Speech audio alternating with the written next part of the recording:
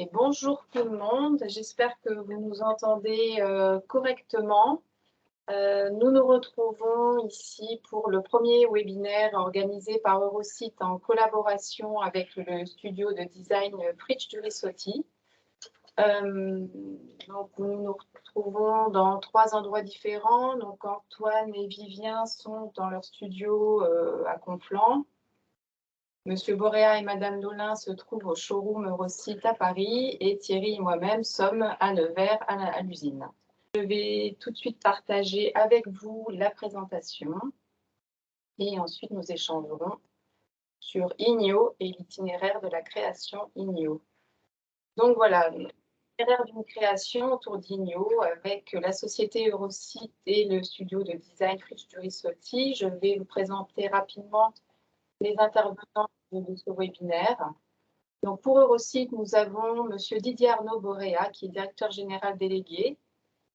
Nous avons également Marie-Claire Nolin, qui est directrice des ventes. À côté de moi, Thierry Laurent, responsable recherche et développement. Et donc moi, je suis Fanny Dabo, je travaille au service marketing. Nous avons également Sandra, qui est un petit peu dans l'ombre aujourd'hui, mais qui est stagiaire chez Eurosite et qui a travaillé avec nous pour l'organisation de ce webinaire. Côté Fritsch Durissotti, nous avons Antoine Fritsch, qui est designer fondateur, et Vivien Durissotti, qui est designer associé. Je vais laisser la parole à Monsieur Didier Arnaud Boréa pour qu'il présente la société Eurosite en quelques mots, et puis nous déroulerons ensuite la présentation. Voilà, merci Fanny. Effectivement, donc c'est une première pour Eurosite et nous sommes ravis de la commencer comme ça par un thème donc qui nous appartient donc sur la création et donc qui va essayer de rentrer dans certaines arcanes. Donc grâce donc à Antoine et Vivien, voilà, donc nous avons fait une première petite réunion ici à notre showroom et qui s'est extrêmement bien passée. Donc voilà, donc c'était très sympathique, les gens étaient ravis. Donc voilà, donc Eurosite en quelques chiffres. Donc Eurosite, c'est 32 millions de chiffre d'affaires donc en 2021. C'est un objectif de 35 millions pour cette année. Donc Eurosite appartient au groupe Sequoia, donc c'est plus de 100 millions d'euros de chiffre d'affaires, 7 marques majeures. Donc c'est 200 000 sièges par an en moyenne. Donc, ils sont produits donc, dans la Nièvre, à Nevers, avec, donc, dans une usine donc, de plus de 20 000 m² sur 55 000 m². Et comme vous voyez en fond, vous distinguez à peine, donc, ce sont les ombrières. C'est le dernier ouvrage que nous avons fait. Alors, les ombrières, c'est tout simplement, donc, nous avons mis à disposition 2500 m², donc, qui nous servent donc effectivement donc, à couvrir les parkings, mais surtout qui permettent d'alimenter donc tout un quartier résidentiel de 103 foyers donc pendant un an. Donc c'est notre contribution, je dirais, donc locale, dernière, dans le cadre de notre politique RSE. Et puisque effectivement, donc Eurosite donc a une véritable politique RSE, nous venons d'être à nouveau donc audités et évalué donc 4 sur 4, donc exemplarité. Nous avons bien entendu les certifications qualité, sécurité, environnement, énergie. Donc voilà que maintenant donc beaucoup d'entre vous donc présents ici donc connaissent donc sur la politique d'Eurosite, qui est une démarche managériale qui, je pense, nous honore, mais qui également nous incombe donc en qualité d'acteur économique local. Donc, de la même façon, nous avons une certaine expertise et celle-ci nous oblige, et notamment, donc, nous sommes présents donc, auprès des différentes institutions professionnelles, le FCBA par exemple, où nous sommes au comité stratégique et au comité technique. Donc, Valélia, qui est l'éco-organisme sur lequel nous sommes un actionnaire fondateur, l'UNIFA, donc avec le syndicat avec lequel donc, nous éditons un indice chaque année, et Dieu sait si en ce moment l'indice donc, est plutôt à la hausse en termes avec les matières premières, où nous organisons des rencontres donc, avec le VIA pour tout ce qui concerne le design, et nous avons effectivement produit la charte ameublement. Et nous avons enfin donc créé donc Actineo, donc est l'observatoire de la qualité de vie au bureau, dont s'occupe donc Marie-Claire, entre autres, donc avec certains autres confrères. Donc Eurosite, c'est 2 choses essentiellement: la création de produits, 3 nouveaux produits tous les 2 ans, dans le cadre de 5 créations de produits, certains étant en coproduction, et c'est également un projet industriel évolutif, justement en fonction de ces produits. Des produits qui sont des produits éco-socio-conçu, comme on aime à le dire, fabriqué en Bourgogne, là on adore le dire, donc, avec donc effectivement donc une usine donc française donc qui nous permet de revendiquer un petit peu donc ce côté acteur majeur donc en France. Je vais laisser la parole maintenant donc à Marie-Claire qui va vous parler un petit peu de, on va rentrer plus dans le détail maintenant, donc qui va vous parler des enjeux commerciaux qui ont guidé à la création d'un produit. Oui, alors les enjeux commerciaux rentrent complètement dans le cahier des charges lors de la réflexion sur un produit. Et bien sûr, vous connaissez Eurosite qui a bâti sa renommée notamment sur la richesse et son expertise sur les sièges de travail. Je crois qu'on peut citer quelques gammes qui ont passé le temps depuis 1948, la création d'Eurosite, en passant par la chaise tonique, la gamme Kendo, plus récemment le best-seller sur le siège E8.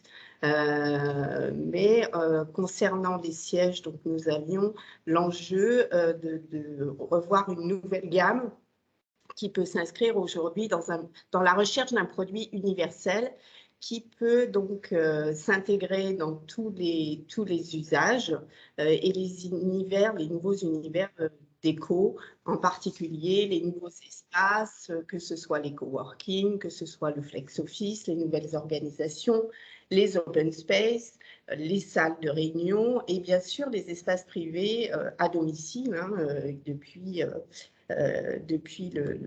la dernière crise sanitaire qui prennent une place quand même importante à la maison. Ce siège, bien sûr, doit avoir une signature et une lecture design internationale.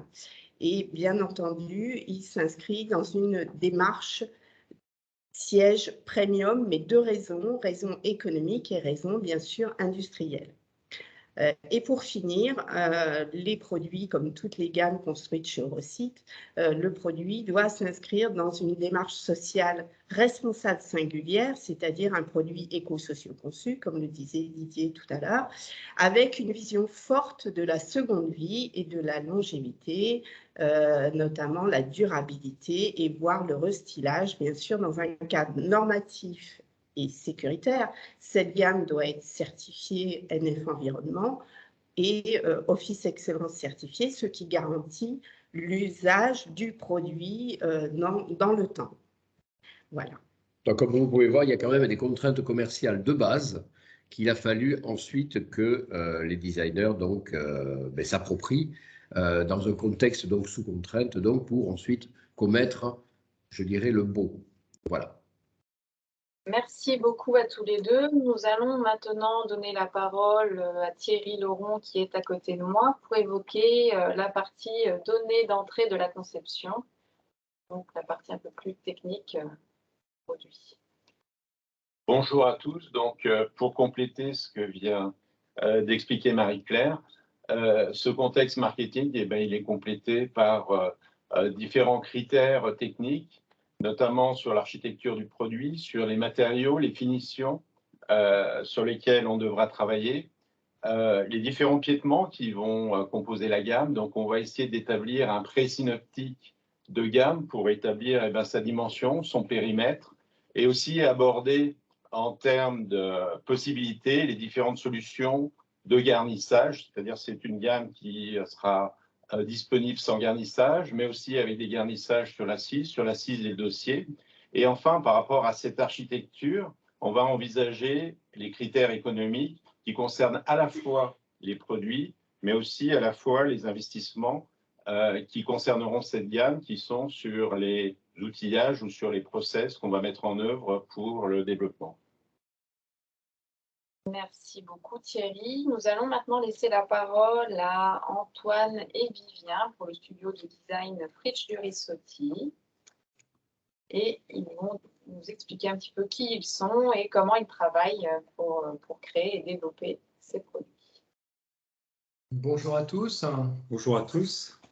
Alors en fait, on est un studio de design basé à Conflans-Sainte-Honorine, dans le bord de Seine.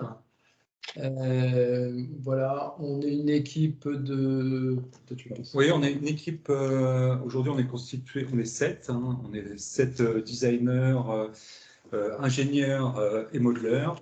avec trois associés, Antoine Fritsch, le fondateur, Thierry Coste, associé, et moi-même. Alors, on a une approche particulière au studio. Depuis l'origine, on a toujours eu un lieu d'expérimentation qui est en fait ni plus ni moins qu'un Fab Lab, hein, un endroit où on peut expérimenter, qui vient bien sûr en complément de l'essentiel qui est toute la partie conception, qui part des premiers dessins à la main, en passant par toute une chaîne 2D, 3D, rendu d'images, enfin tous les outils qui vont bien pour concevoir des produits ambitieux, mais voilà, appuyés par une connaissance finalement des matériaux et des process qui viennent nourrir la création tout au fil de son développement. Donc voilà, quand il le faut, on sait aussi maqueter, prototyper, expérimenter. Alors aujourd'hui, on a un panel de clients très différents. On va des produits de grande consommation jusqu'au luxe, hein. On passe de Hermès en passant par Leroy Merlin. C'est une des particularités du studio, c'est de travailler sur des objets qui sont très différents, qui ont des enjeux très différents et qui ont des typologies très différentes. Et aujourd'hui, on revendique le fait de pouvoir travailler sur ces différents sujets, sur chaque sujet en nourrit un deuxième. Voilà, en complément, on travaille pour des startups, en même temps on travaille pour des PME, on travaille pour des grands groupes. En fait, on est à l'aise sur un spectre large. Et ce spectre vient nourrir en fait la création de chaque produit. Donc on aime les défis, on aime les défis ambitieux, hein. Comme on vous l'a dit, on a travaillé sur des typologies de produits très différents. Donc on est passé du masque de snorkeling EasyBreath pour tribord, en passant par des engins un peu fous comme Iguana Yacht, qui est un engin amphibie, une table pour Roche-Beaubois un petit peu innovante, mais on va vous en reparler dans un deuxième temps, en passant par de l'expérimentation avec des vélos en bambou. Voilà, d'autres projets, on retrouve pour la RATP par exemple des grilles de fermeture d'accès au métro qui sont déployées sur l'ensemble du réseau. Un loft panoramique, donc avec peu d'impact sur l'environnement, on y reviendra un peu après, voilà, de l'éclairage, du mobilier, etc. Alors, une autre particularité du studio, on aime commettre de temps en temps ce qu'on appelle des expressions libres. Les expressions libres, ce sont des respirations, ce sont des sujets qu'on se donne au studio qui nous permettent de nous exprimer librement. Ces expressions libres permettent aussi de donner un petit peu un cap et un fil conducteur de notre travail. Donc, on aime travailler sur des sujets de mobilité, on aime travailler sur des micro-architectures, on aime travailler sur de la fibre naturelle. Voilà, un peu, c'est des sujets en parallèle des commandes clients qui viennent nourrir aussi tous les autres sujets clients. Alors aujourd'hui, on revendique, même si on est à l'origine, on est un studio de design produit. Aujourd'hui, on a la compétence d'une réflexion en design global qui comprend beaucoup de métiers. Comme vous le voyez, on ne va pas les détailler, ce serait trop long, mais voilà, on accompagne beaucoup nos clients sur la création de produits, mais aussi finalement sur un aspect très stratégique et avec la maîtrise de l'ensemble de ces métiers pour arriver à finalement une proposition cohérente. Et c'est vrai que cette notion de cohérence nous est chère. On a aussi, à côté du studio, un lieu qui est dédié à la co-création, qu'on appelait le 22, qui permet d'inviter des clients, des prospects ou d'autres personnes à venir réfléchir un petit peu hors sol. C'est un lieu dédié à la réflexion qui permet en amont d'un projet de concevoir un cahier des charges, de réfléchir ensemble, mais qui permet aussi de nourrir toutes les autres réflexions du studio. Alors, voilà, au fil de l'eau, quelques distinctions, je dirais, du studio sur des créations. Avec récemment, d'ailleurs très récemment, même un Janus de l'industrie par rapport à un travail qu'on a fait pour la RATP sur le renouveau du RER. Et le fait aussi qu'on fasse partie des 100 designers français qui font rayonner le design français à l'international.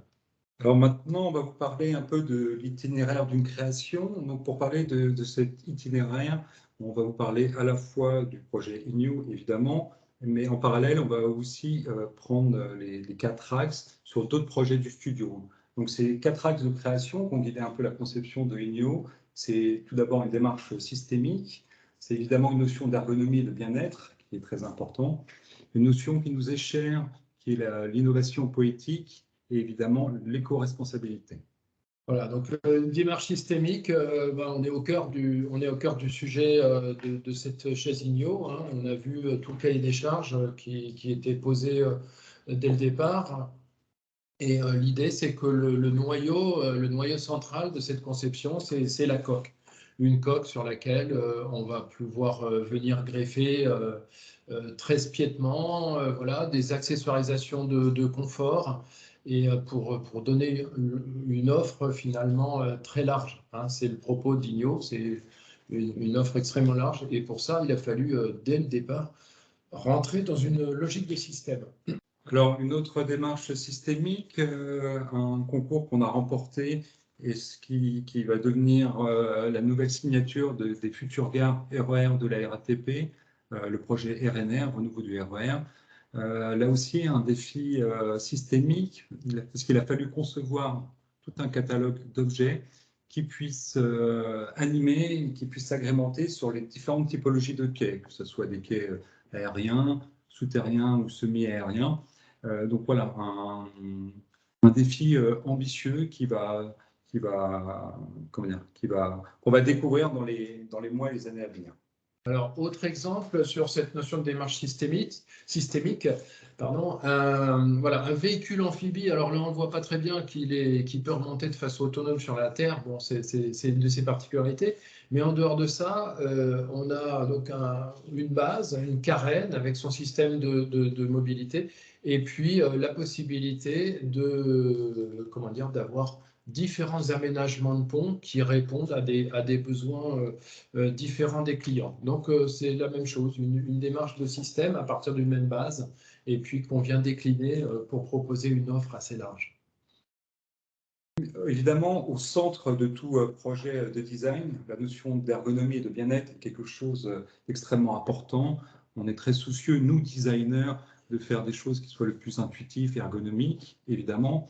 L'un des défis majeurs du projet INIO, c'était d'avoir des sièges confortables dans toutes ces configurations. Comme on peut le voir, on a des coques qui sont complètement nues, donc il fallait que ce siège soit confortable, mais il fallait aussi, une fois agrémenté de tous ces garnissages, qu'il soit également pleinement ergonomique. Donc on a eu un gros travail d'études sur les notions d'ergonomie et d'agrément. Alors, si on veut faire un parallèle avec un autre client du studio, une très belle marque française qui s'appelle Tuan, qui fait des orthèses. En l'occurrence, il s'agit là d'une orthèse pour le genou. Voilà. Et donc, c'est vrai que c'est des projets sur lesquels la notion d'ergonomie et de bien-être, elle est au cœur du problème, parce qu'une orthèse mal posée, mal positionnée, elle peut être, nuisible presque pour le soin. On a des notions de respirabilité en l'occurrence aussi, hein, des notions de confort. Donc voilà, on a trouvé intéressant de faire ce parallèle entre, c'est en tout cas la démarche de confort et de bien-être est la même pour ces deux sujets. Autre produit, c'est le masque de snorkeling EasyBreeze. Donc évidemment, il y avait un gros défi d'usage. Bien positionner le masque était quelque chose d'important pour la notion d'étanchéité, bien sûr.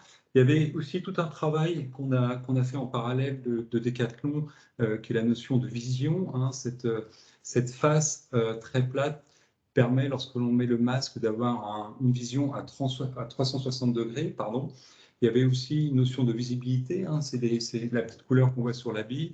Donc voilà, l'ergonomie bien-être était vraiment aussi au cœur de ce sujet. Alors, innovation poétique, comme disait Vivien, c'est un thème qui nous est cher. C'est le fait d'avoir une gamme de produits qui va pouvoir s'inscrire dans 1001 univers différents. Ça va être dans le monde du bureau, dans l'espace de coworking, à la maison, avec plus ou moins de confort. Et pour ça, il faut que ce produit il soit désirable. hein, et pour qu'il soit désirable, voilà, on a beaucoup travaillé la notion de poésie, d'écriture, de ligne, hein, de texture, de transparence. Enfin, voilà, c'est tout ce qu'on met derrière cette notion de poésie qui, in fine, rend, selon nous, le produit désirable. Voilà, c'est une notion de désirabilité, in fine. Autre projet d'innovation poétique, là c'est une table qu'on a réalisée pour Roche-Beaubois, donc c'est une première mondiale qui a reçu un prix d'ailleurs. C'est la première table imprimée en béton avec un robot géant. Donc évidemment, il y avait un défi technologique derrière, un défi parce que il y avait un gros enjeu technique. La deuxième innovation majeure, c'est que c'est une table qui est entièrement qui est personnalisable. Donc les personnes peuvent aller sur le site de Roche-Beaubois et peuvent transformer la forme de cette base de table, ce qui rend chaque table quasiment unique. Mais c'est le principe d'avoir un robot numérique, c'est de pouvoir avoir à chaque fois une écriture différente. Mais évidemment, il fallait de la poésie parce que chaque table, malgré qu'elle soit déformée, devait être élégante. Et on s'est inspiré de l'imagerie de la mer et en l'occurrence des coraux pour dessiner cette table. Autre produit, là pour le coup, c'est un produit comment dire, destiné à l'endormissement, à l'aide à l'endormissement. On a fait ce projet pour une start-up hein, qui démarrait avec ce premier produit. Et donc, il a fallu trouver une écriture sur un objet qui volontairement n'est pas connecté. Donc, il a fallu trouver cette écriture avec une certaine poésie, notamment par les clés de réglage qu'on voit, hein, qui peuvent être les clés du sommeil finalement. Voilà, il a fallu mettre de la poésie sur un objet qui aurait pu être assez banal, assez technique. Et voilà, résultat, c'est une start-up qui est en pleine explosion. Vous connaissez peut-être, la marque s'appelle Morphée et c'est aujourd'hui distribué dans toutes les grandes enseignes. Et voilà, c'est un grand succès puisque en quelques années, ils sont passés de 2 personnes, 2 fondateurs à une trentaine de collaborateurs. Ils se développent aux États-Unis. Voilà, c'est une belle, pour nous, c'est un bel exemple à la fois d'innovation, hein, innovation par le fait que quelque part l'objet n'est pas connecté, hein, dans un monde où on connecte tout, et puis voilà, une singularité de son design par le traitement des matières. On a du bois, on a cette symbolique des clés, l'objet peut se refermer, hein, comme vous le voyez en bas à droite, il peut se refermer, il est facile à transporter, il est discret quand on ne l'utilise pas. Voilà, ça pour nous c'est un bon exemple de poésie et d'innovation. Et ensuite, un autre projet, entre guillemets, d'innovation poétique, l'innovation surtout sur le traitement de la partie basse de son piétement, et poésie parce qu'on nous avait demandé de faire des petites tables basses et des petites sellettes, hein, donc pour Roche-Beaubois, et on a voulu retrouver une écriture naturelle, même sur des matériaux qui ne le sont pas, en l'occurrence du PMMA, gravé. Donc on peut voir qu'on retrouve finalement les outlines d'un tronc qui aurait été sectionné et on retrouve de la fibre naturelle en partie basse. Donc voilà, on a essayé d'allier technologie et innovation. Alors, la notion d'éco-responsabilité, hein, ça c'est un travail qui a été mené évidemment conjointement avec Eurosite. Hein, c'est des choses sur lesquelles on a beaucoup échangé. Très important, évidemment, incontournable aujourd'hui, j'ai envie de dire, hein, c'est une évidence. Alors, ça se traduit par une mutualisation des composants, évidemment, la notion d'un produit qui est recyclable à plus de 95%. Des matières recyclées, alors selon les modèles, voilà, entre 30 et 100%. Et puis, un impact carbone évidemment le plus réduit possible. Voilà, avec la notion d'un assemblage universel qui permet de monter et de démonter les produits, de les refiter aussi, hein, de les restyliser pour une deuxième vie, voire une troisième vie. Ce qu'on peut noter, enfin, c'est ceux qui ont vu le produit. On a dit tout à l'heure que la coque était un peu le centre du projet.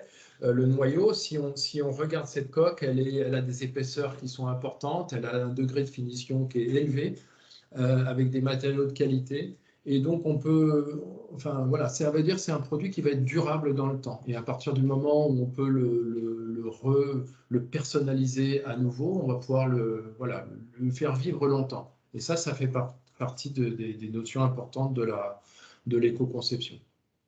Alors, l'éco-responsabilité, hein, c'est un sujet qui nous est cher au studio. Hein. On a souvent travaillé sur ces projets-là. Voici un exemple d'expression libre. C'est un vélo entièrement fait en fibre naturelle, en l'occurrence un lamellé collé de bambou qu'on a réalisé au studio. Donc la mobilité, on aime la mobilité, mais il faut qu'elle soit non polluante. Donc le vélo est un beau sujet pour nous. Et voici une des expressions libres sur ce sujet. Alors ici, on a un autre sujet d'expression libre au départ qui a donné naissance finalement à une société, une start-up. Il s'agit d'un loft panoramique posé sur pilotis. Hein. L'idée, c'était à la fois d'être en immersion dans la nature, ça c'était un souhait, je dirais, de vie, et puis à la fois une structure qui est toute en ossature bois, et puis des pilotis qui reposent sur des pieux vissés dans le sol. Ce qui fait qu'on a imaginé le cycle de vie de ce produit, de cet objet, un gros objet, qui est censé évidemment durer, mais on se dit qu'en fin de vie de cette maison, on va pouvoir dévisser les pieux dans le sol, hein, et puis voilà, laisser je dirais, le terrain dans son état d'origine. Et pour terminer, une dernière expression libre. On s'est donné comme sujet de faire une chaise longue, et on l'a voulu en fibre naturelle évidemment, mais on s'est mis comme défi d'essayer de faire une chaise longue qui soit la plus légère possible. Donc on s'est inspiré du système des ailes d'avion. Donc on a 2 feuilles de bambou l'une sur l'autre, et on a des cloisons. Donc c'est un système alvéolaire qui permet à la fois d'allier fibre naturelle et légèreté.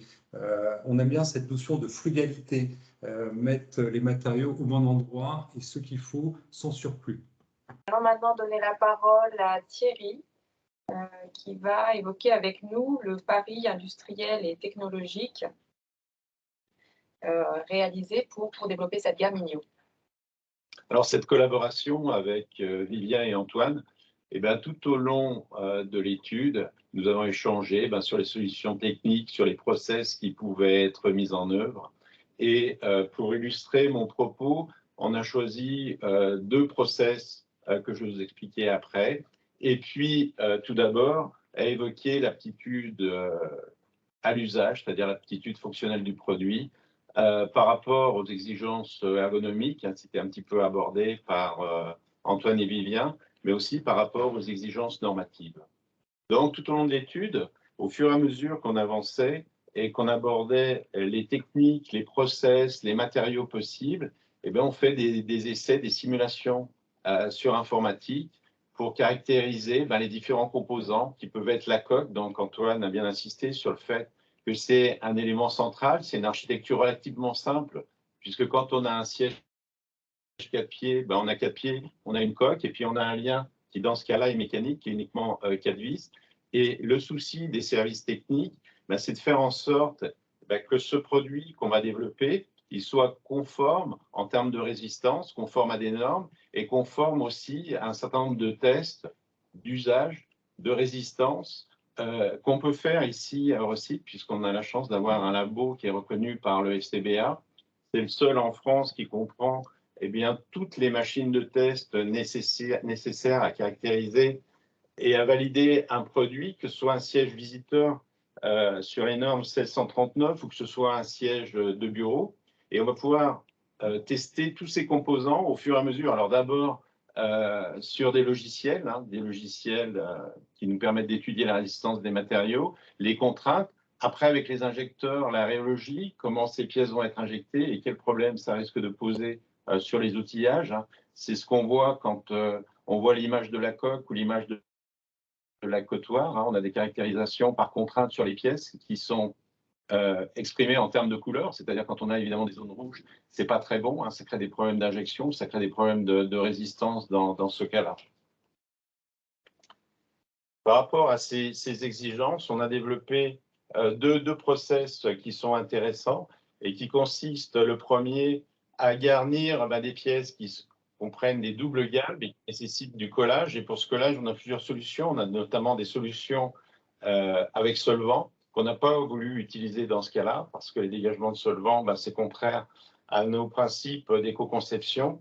Donc, on s'est plutôt orienté sur des cols qui sont des cols réactivables à chaud, c'est-à-dire on va garnir les composants, ensuite on va les chauffer à 80 degrés, on va les maintenir en pression et la colle va faire son office quand la pièce va refroidir. Donc, c'est des technologies qui sont simples à mettre en œuvre, qui nécessitent des process un peu lourds, mais qui sont déjà expérimentés et qui ont l'avantage de ne pas avoir d'incidence au niveau écologique. Le process qu'on a mis en place pour cette gamme, c'est un process de soudage ultrason ou haute fréquence. On va, pour fixer les garnissages, pas utiliser de vis, pas utiliser de colle non plus. On va utiliser un système de clipsage qui est basé sur des clips soudés par haute fréquence. Donc, c'est un système qui va chauffer les pièces.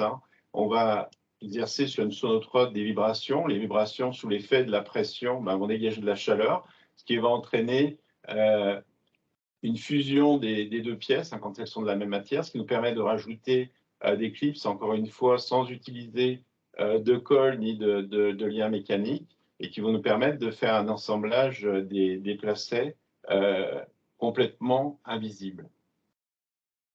Ok, merci Thierry pour cette explication et les détails donc, sur le pari industriel et technologique pour Eurosite.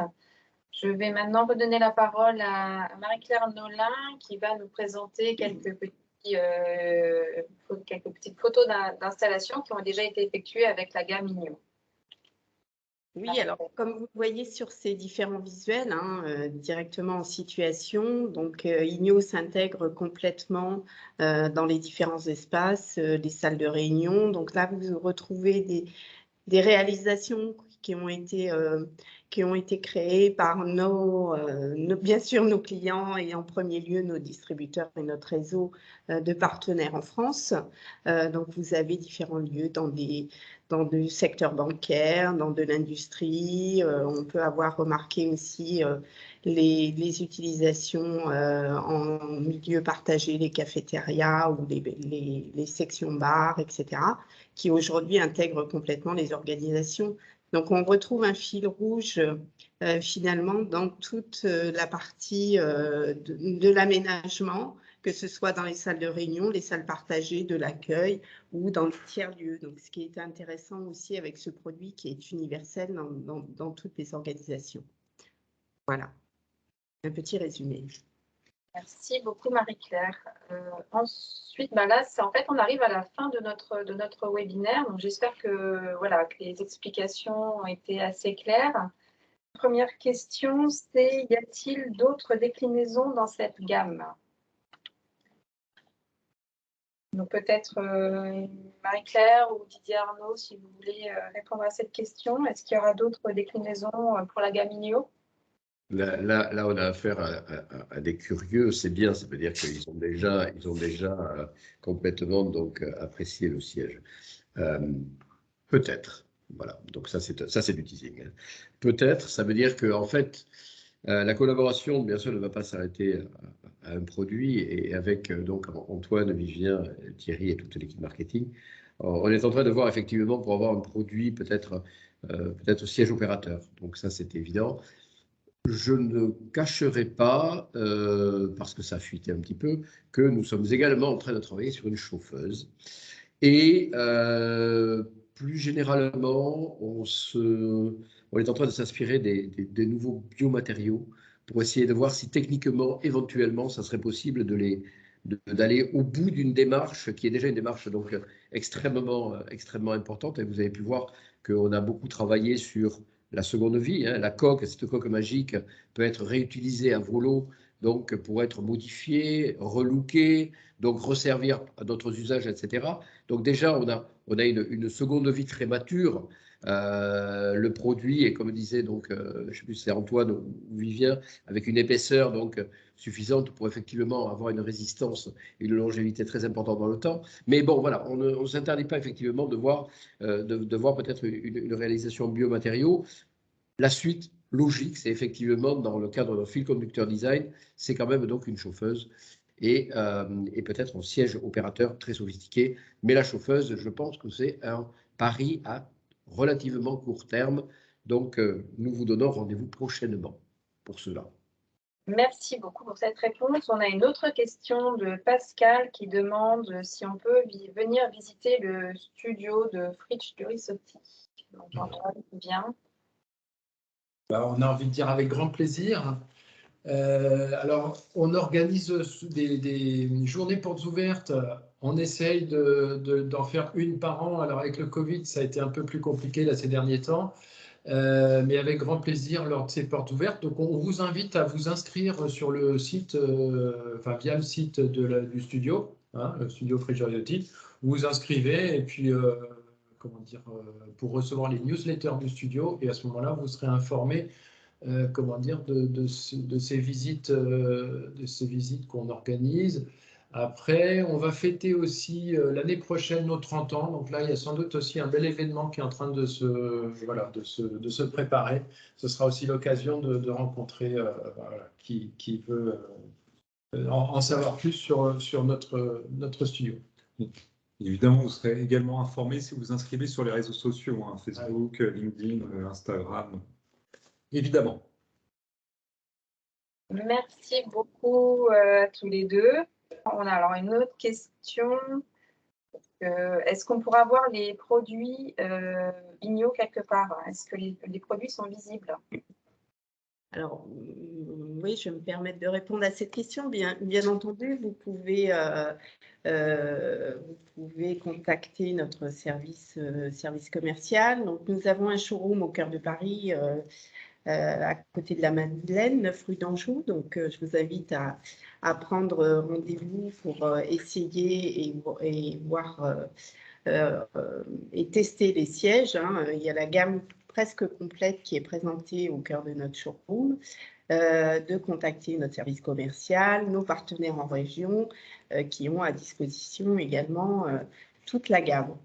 Nous organisons les 30 et 31 mai et 1er juin des journées, des instants d'échange au cœur de notre showroom. Donc, vous êtes cordialement invités à venir découvrir toute l'offre Eurosite et notamment, bien entendu, en premier lieu, les sièges, la gamme INIO. Donc, n'hésitez pas à nous contacter, à vous inscrire auprès de notre service marketing et commercial. Merci, il y aura même un invité qui sera le vélo en bambou. En parlant de vélo, on a une petite question qui demande si les futurs fauteuils Eurosite auront des pédales. On peut mettre des petites roues aussi, voilà, on peut réfléchir à tout ça. Oui, mais la coque pourrait également servir pour être mise derrière le vélo, donc justement pour porter les enfants. Hein, donc on peut réétudier jusque-là, mais bon, on va rester quand même dans notre milieu. Mais travailler en faisant de l'exercice, c'est un vrai sujet aussi. Donc, non, mais c'est vrai, hein, c'est un vrai sujet. Ouais, on voit bien que là, vous essayez d'ouvrir encore, en plus des chauffeurs, sur autre chose. On a déjà testé hein, les courses de sièges de bureau dans les couloirs. Très bien. Alors, j'ai plus de questions pour le moment. En tout cas, j'ai pas d'autres questions affichées. Alors, ce qu'on va faire, c'est, je pense qu'on va clôturer ici. Toute l'équipe Eurosite tient à vous remercier, que ce soit Vivien et Antoine, pour cette intervention, mais également toutes les personnes qui se sont inscrites à ce premier webinaire. J'espère que ça vous a plu. Et n'hésitez pas également, si vous avez besoin d'informations complémentaires sur la gamme INIO, à nous faire un mail à commercial@eurosite.fr. Ce que je voulais dire, c'est que j'espère que cette édition, donc cette première édition, vous a plu. Alors, on va essayer de faire des thèmes un petit peu originaux comme ceci. C'est vrai que c'est extrêmement fascinant de rentrer dans le monde des studios design, surtout avec des personnes comme Antoine et Vivien, parce que ce sont d'abord des histoires de personnes hein, et qui s'inscrivent dans le temps. Ça nous fait énormément grandir et puis surtout, ça nous ouvre quand même les yeux sur... On a une vision beaucoup plus 360 et je pense que tout un chacun aura pu apprécier donc de voir des études qui ont été menées sur des choses que l'on n'imagine pas au départ. Donc ça, c'est bien parce que ça nous fait effectivement grandir. Et c'est pour ça que l'on aime bien travailler avec des grands noms du design. Voilà.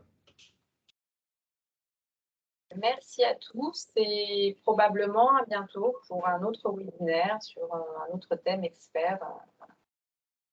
Merci, bon après-midi, à bientôt. Merci à tous. Au revoir. Au revoir.